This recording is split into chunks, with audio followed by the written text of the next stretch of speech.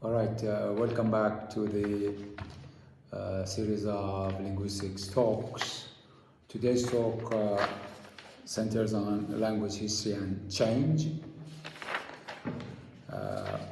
We will learn about the concept of philology, family tree, proto-language, cognates, comparative reconstruction, most natural development principle, history of English language, that is Old English, Middle English, and Modern English. Also talk about changes in the sound, concepts like epenthesis, prothesis, will be discussed. Also syntactic changes such as SVO, SOV, semantic changes, and diachronic and synchronic variations will be discussed. As you see today, we focus on language change and language history. I like to teach you the topics and the concepts through question and answer and key terms. The first question is, what is philology? Philology is the study of philology, Philology. Philology is the study of language history and change. One of the very significant components of philology is the term family trees, in which we discuss proto-language, P-R-O-T-O language. Proto-language is the language of origin. In other words, it is Indo-European language, and in the book, page 263, there is a table of proto-language, that is Proto-Indo-European language, as the origin of different languages from which different languages are originated.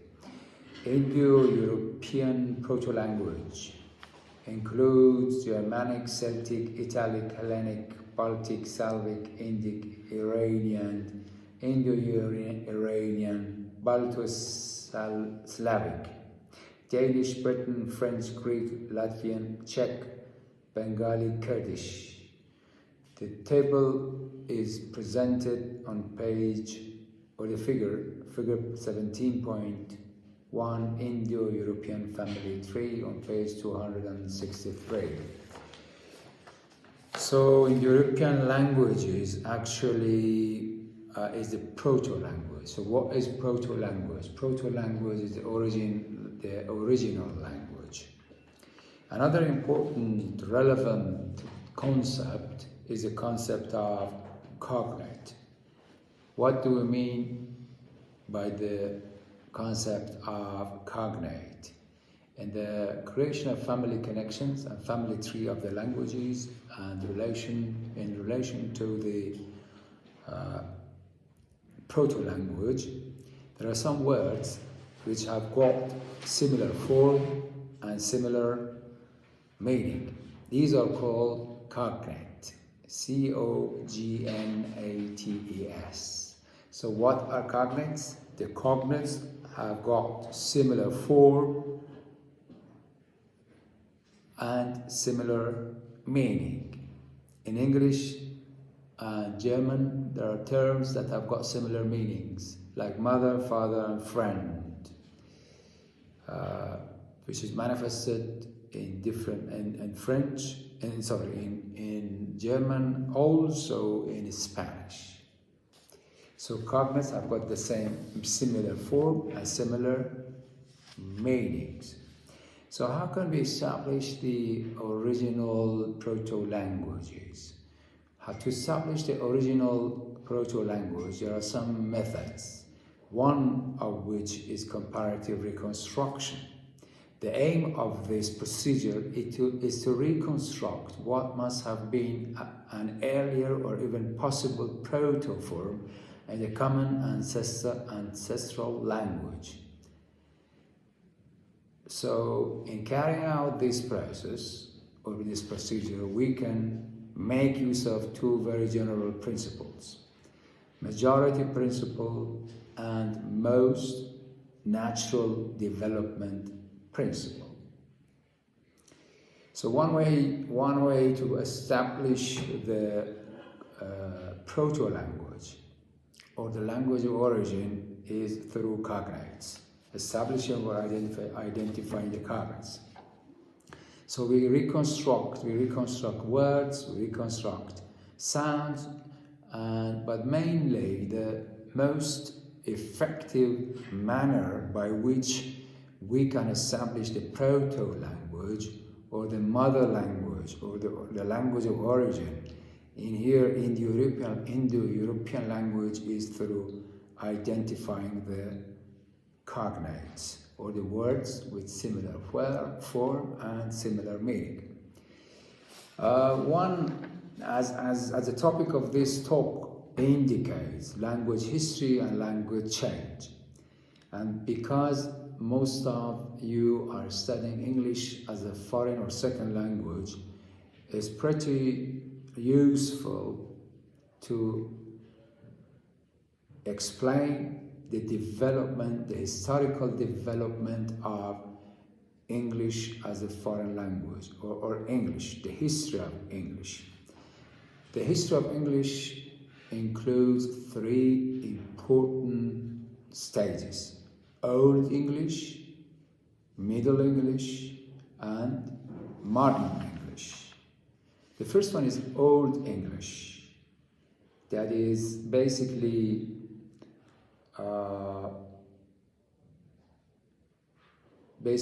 going back to words like child, man, eat, food, and the history is actually the primary sources for what developed as the English language were the Germanic languages spoken by tribes of Anglo-Saxons and Jews from Northern Europe who moved into British Isles in the 5th century.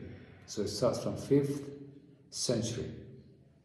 These tribes were described as God's wrath or God's anger towards Britain. So the Old English, you have many of the most basic terms in the language. For example, fight, child. And then there is a development after the 5th century. We have the influence of religion or Christianity on the English language. So Anglo-Saxons who lived in England were actually converted to Christianity, and a number of terms from Latin, the language of religion, came into English at that time. So Latin was the language of religion. So the origins of the contemporary or modern English, words such as angel, bishop, candle, church, fever, martyr, plant, priest, school, and temple all date from this period. That is Old English period, from 6th to 8th century, the influence of religion on English language, and ultimately the appearance of English, religious English words taken from Latin. From 8th century through the 9th and 10th century, another group of Northern Europeans came to plunder some parts of Britain or England. They were Vikings, and they actually had the influence of Old Norse. That's the origin of the verbs like Die, and words like flat, get, low, leg, skin, sky, take, they, their, and them. That was the description of Old English. Now, what is Middle English? The event that marks the end of Old English period and the beginning of the Middle English period is the arrival of Norman French in England after the victory at the Hastings under William the Conqueror in 1066. These French-speaking invaders or attackers became the ruling class, so that the language of nobility, government, law, and civilized life in England for the next 200 years was French. It is the source of words such as army, arrest, court, defense, faith, govern, marry, prison, punish, and tax.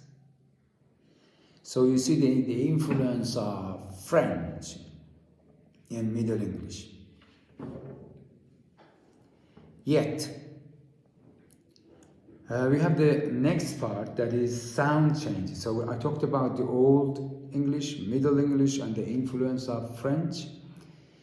And then there are some sound changes that could be discussed. What are sound changes or changes in the sound system of English? The main changes in the sound systems are called sound loss, metathesis, and epenthesis and prothesis. Metathesis involves a reversal in position of two sounds in a word. This type of reversal is illustrated in the changed version of these words. For example, ask to ask, first to first, bread to bird, horse to horse. Reversal in the position of two sounds. The next is epenthesis, involves the addition of a sound to the middle of a word, to middle of the word. For instance, spinel changed to spindle, D is added. Timber, timber, B is added. Thunder, thunder, D is added. Emit, empty, P is added.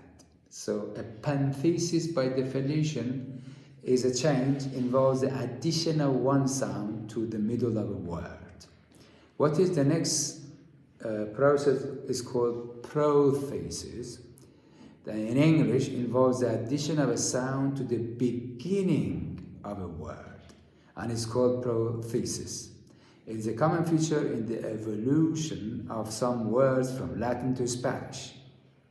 Sometimes even English non-English speakers add some vowels or schwa at the beginning of a word, such as I'm a student, this is whatever. So addition, so what is prothesis by definition is the addition of a sound to the beginning of a word, which is called prothesis. Now, what are the syntactic changes? The syntactic changes in English has been also noticed through the time, from Old English, Middle English to modern English. The syntactics, as you know, English is a SVO language, subject, verb, object. At some time in the Old English, it has been the other way around, like the object, subject, verb. So some syntactic changes have actually occurred in the order of the words, sequence of verb, subject, and object. This is what we call syntactic changes in English. The next change that has been carried out in the structure of English language is referred to as semantic changes. The semantic changes include the changes in the application of words, in their meaning from negative to positive, from positive to negative. So some words which have been already in Old English or Middle English positive has turned out to be negative, or on the other way around. Sometimes some words that have been neutral have changed to be negative or positive. Some words have actually disappeared because of practical reasons, because human beings develop and they don't need those words. Some words that were used for fights, they are not used in the modern English anymore. Some fights for hunting animals, these words are not used in English anymore. So these words have actually disappeared. In modern English, some words have been added to the lexicon or the semantics of English. Some new words, some coinages, words like computer, words like laptop, words like Google. Can you give me some new words? New words in English that for instance, they were not being used 100 years ago. Words like Yahoo, words like internet. Yeah. 100 years ago there was no internet. So these are referring to semantic changes in the English language. So some words like awful, terrible, horrible, they have lost their original meanings. Nowadays they can be used as the words like only, meaning extremely. For example, like I'm saying I'm horribly sorry, I'm terribly sorry. It means I'm extremely sorry. It doesn't have the meaning of terrible. Or I'm awfully sorry, it means I'm extremely sorry. So these words have actually changed their original meanings. The term hound, H-O-U-N-D, was used to refer to all kinds of dogs. But now hound is used specifically for particular species of dogs. So you see a reduction of application of the term hound. I go to the next kind of change. So the changes in semantics in the English language has include disappearance of a word or certain kinds of vocabulary items, addition of certain words due to modern technology, change in the meaning, change in application, reduction or expansion, development of the application of the term. The last point that I would like to discuss is the dichotomy of diachronic and synchronic variation. Diachronic means variation in language viewed diachronically, that is, from the historical perspective of a change through time. Diachronic is a change through time. Di means two or more than one. So when we say diachronic linguistics or diachronic analysis, we refer to analysis through time. For instance, diachronic analysis of Old English,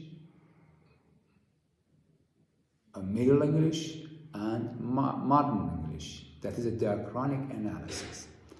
Analysis of Kazakhstan diachronically mean, for instance, analysis of the country in the last 100 years through different presidents. That is a historical analysis, which is called diachronic, at different stages of time, at different periods. That is diachronic. Conversely, when we talk about synchronic, sync means one. We are dealing with analysis of any subject, any object, any event, including language, at one particular time. That is what we mean by synchronic. So for instance, the differences within one language among different groups at the same time. For instance, I study English at the present time among speakers of African speaker, Asian speaker, female speakers, male speakers, but at one particular time. This is called synchronic analysis. Chron means time. Diachronic, di means two. So diachronic means 2 times or more than 2 times. Synchronic means chron is time, like chronometer. Chronological, related to time. Anything that is chron is related to time. So basically, synchronic is study of any item or any concept at one particular time. So that was the today's talk on language history and change.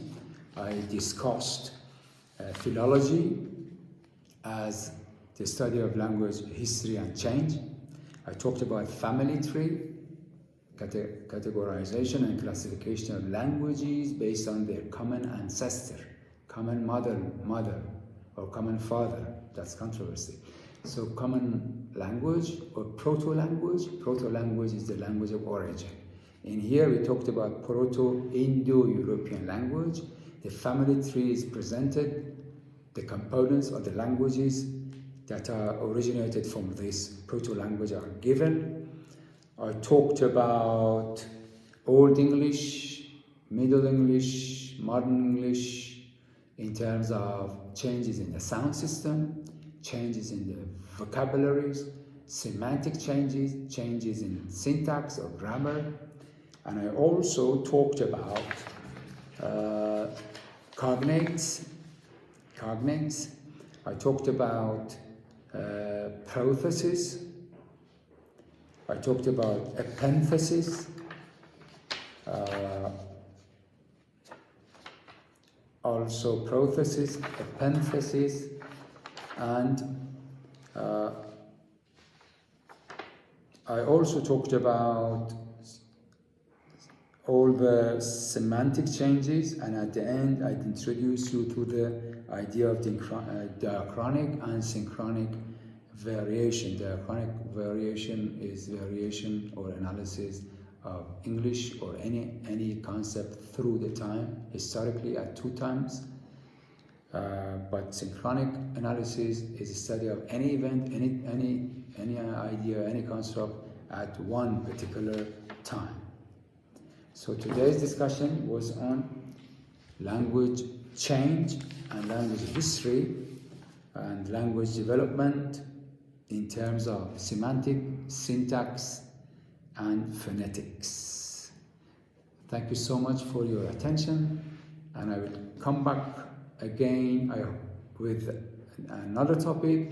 I hope this topic has been, and this discussion has been helpful and useful for your academic, scientific, and professional development. And have a lovely day and look after yourselves. Bye.